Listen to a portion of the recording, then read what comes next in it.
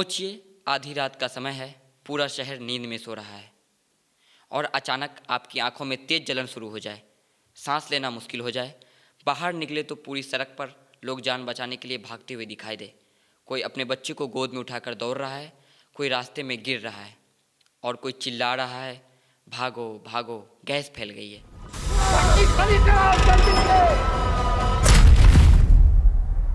Union carbide से gas leak हुआ है। यह किसी फिल्म का सीन नहीं था, यह भारत के इतिहास की सबसे भयानक औद्योगिक त्रासदियों में से एक की सच्ची कहानी थी। 2 और 3 दिसंबर 1984 की दरमियानी रात, जब भोपाल शहर जहरीली गैस के एक बादल में डूब गया था। आदाब, मैं हूँ रेहान फजल और आप देख रहे हैं ऐतिहासिक किस्सों कहानी से जुड़ा प्रोग्राम एक दिन एक कहानी। आज हम बात करेंगे 1984 की भोपाल गैस त्रासदी की, एक ऐसी घटना जिसने सिर्फ भारत ही नहीं बल्कि पूरी दुनिया को झकझोर कर रख दिया। कहानी शुरू होती है मध्य प्रदेश की राजधानी भोपाल से। साल 1969 में यहाँ एक कीटनाशक बनाने वाली फैक्ट्री स्थापित की गई। यह फैक्ट्री भोपाल के जयप्रकाश नगर और चोला इलाके के पास घनी आबादी वाले क्षेत्र में मौजूद थी। इस फैक्ट्री को चलाती थी अमेरिकी कंपनी यूनियन कार्बाइड कॉरपोरेशन। यह कंपनी कृषि में इस्तेमाल होने वाली रसायन और कीटनाशक बनाती थी। भोपाल की इस फैक्ट्री में जिस खतरनाक रसायन का इस्तेमाल होता था उसका नाम था मिथाइल आइसोसाइनेट यानी MIC।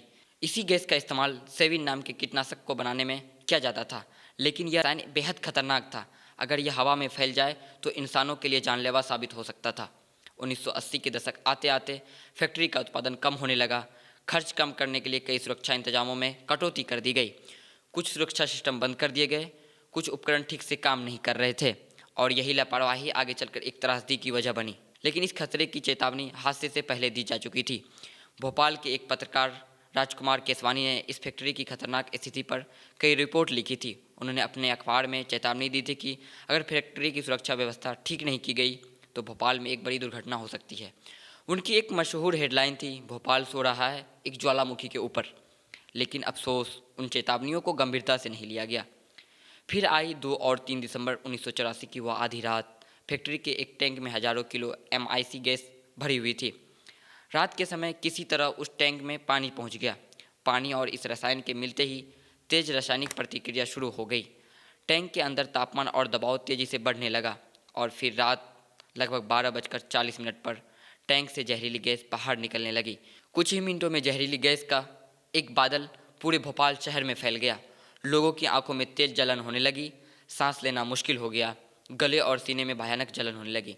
लोग घबराकर अपने घरों से बाहर भागने लगे। सड़कों पर अफरा तफरी मच गई। इस त्रासदी का असर भोपाल रेलवे स्टेशन तक भी पहुंच गया था। जहरीली गैस स्टेशन के आसपास फैल चुकी थी। उस समय स्टेशन पर तैनात कई रेलवे कर्मचारियों ने अपनी जान जोखिम में डालकर यात्रियों को बचाने की कोशिश की। स्टेशन मास्टर इफ्तेखार सिद्दीकी ने हालत को समझते हुए आने वाली ट्रेनों को चेतावनी देने और लोगों को सुरक्षित जगह भेजने की कोशिश की। कहा जाता है कि उन्होंने अपनी जान की परवाह किए बिना ड्यूटी निभाई ताकि यात्रियों को खतरे से बचाया जा सके।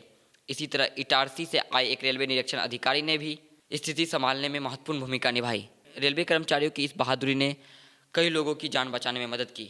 इन्हीं घटनाओं से प्रेरित होकर बाद में एक वेब सीरीज बनाई गई, द रेलवे मैन।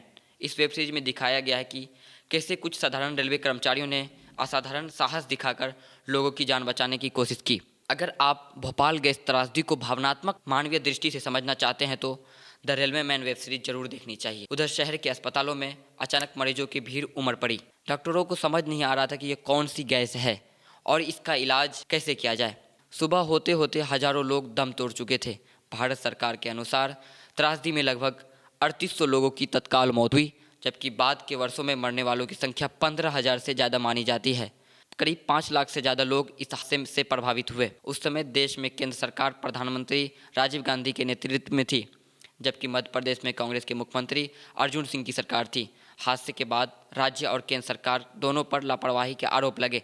कहा गया कि इतनी खतरनाक फैक्ट्री घनी आबादी के बीच होने के बावजूद उसकी सुरक्षा व्यवस्था की ठीक से निगरानी नहीं की गई। इस हादसे के बाद यूनियन कार्बाइड कंपनी के चेयरमैन वॉरेन एंडरसन भारत आए।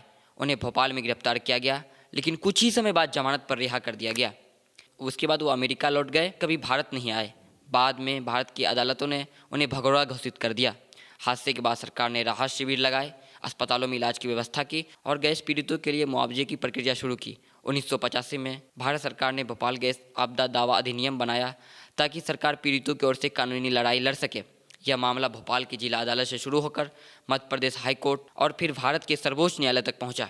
1989 में भारत सरकार और यूनियन कार्बाइड के बीच एक समझौता हुआ। इस समझौते के तहत कंपनी को $470 मिलियन यानी उस समय लगभग 715 करोड़ रुपये मुआवजे के रूप में देने पड़े। भोपाल में आज भी इस त्रासदी की याद में स्मारक और प्रतीक मौजूद है।